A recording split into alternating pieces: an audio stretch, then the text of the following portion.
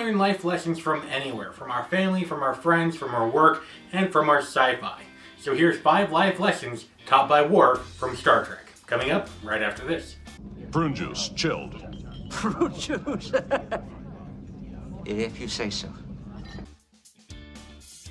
Hey everybody, I am Taylor from Beard vs. Geek, where I show you it is okay to be a man and a geek at the same time. Today we're doing another life lesson story from Star Trek and the 5 life lessons taught by Worf. This is by no means a completely exclusive list. There's a whole bunch of other life lessons. These are just 5 that I happen to like this week. Number 1. Klingons do not pursue relationships. They conquer that which they desire. To conquer something is different than to take something. For example, the definition of conquer, number 1, overcome and take control of by use of military force. Number 2, successfully overcome, for example, a problem and or weakness. I like the number 2 definition since I do not have control of the military. Yet. To conquer something takes a couple of different things. 1, it takes ambition. You need to want to conquer it. No conquerors just come into a place willy-nilly, just be like, well, I guess we might as well take over this place. We might as well conquer it while we're here. No. It needs to have a purpose behind it. Part of Worf's example in conquering something is only using enough force as necessary. One thing that I've noticed with Worf is although he is a Klingon and therefore not afraid to go into a fight, he only uses as much force as necessary. For example, when fighting with Dax, he does not use his full force and really try to kill her. I mean, it's a sparring match. Yes, he may conquer her on the battlefield, but only using enough force as necessary. You don't need to go all out on an opponent that doesn't require that. Life lesson number 2. Thinking about what you can't control only wastes energy and creates its own enemy. On the battlefield, you only have so much energy to give, and if you expend all your energy on one enemy, you cannot overtake the next enemy, and the next enemy, and the next enemy. Don't waste your energy on something you cannot control. This is straight out of the 7 Habits of Highly Effective People, except the Klingon version. So the 7 Habits of Highly Effective Klingons on the battlefield. A person can only affect whatever they can possibly impact. For example, I cannot impact how the President of the United States does things. Therefore, I try not to worry about it. If I spend all my energy on it, I will burn my wheels out and go absolutely nowhere. And that just creates another enemy of having no energy left to fight another battle. Rather though, I can focus my energy on things within my realm of influence. Creating better videos, for example. Doing stuff up on that wall. Put it into my work. Put it into my relationships. Things that I can put energy and have some sort of control about. Life lesson number 3. A Klingon's honor is more important to him than his life. Honor means to have respect and esteem.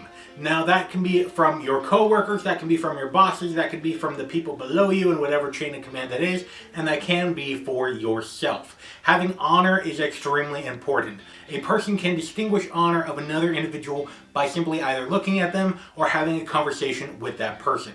By being an honorable person, you immediately set yourself up to be a better individual overall. Your honor comes into questions on everyday things like job interviews, like promotional interviews, like dealing with your family and friends.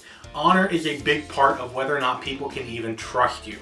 And if you conduct yourself as an honorable person, if your word really is your bond, then you can continue to fight your battles and you can continue to have more and more allies around you and be as strong as the mighty Klingon Empire.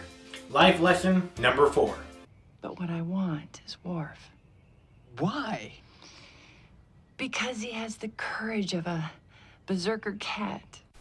It would be a great challenge if you have the courage to accept it. Have the courage to admit your mistakes. To a Klingon, a beard is a symbol of courage. Not only is honor important, but courage is extremely important to any Klingon, and Worf is not an exception. He is always lecturing people about the 2 great things, honor and courage.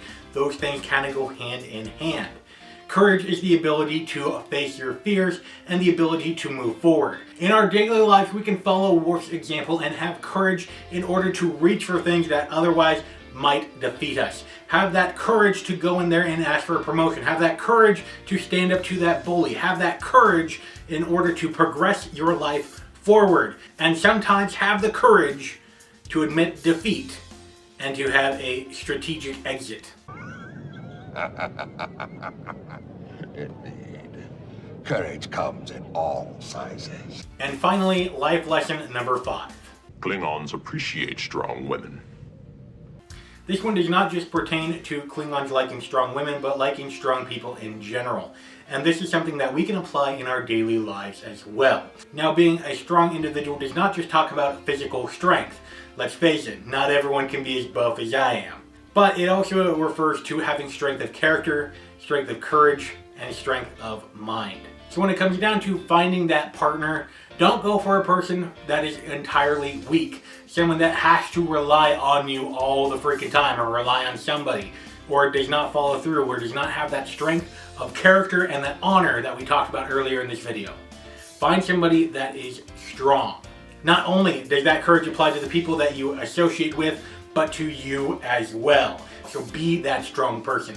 Let me know what life lessons you liked about Worf in the comment section down below. And if you're new to this channel, go ahead and subscribe. Great videos are coming out every week where I show you how it's okay to be a man and a geek at the same time. You can click right here for another 5 life lessons, or you can click right here for some more manliness or geekiness. Because after all, if the women don't find you manly, they should at least find you geeky. Thank you to the wonderful patrons who make this all possible, and until next time, beard on, bro.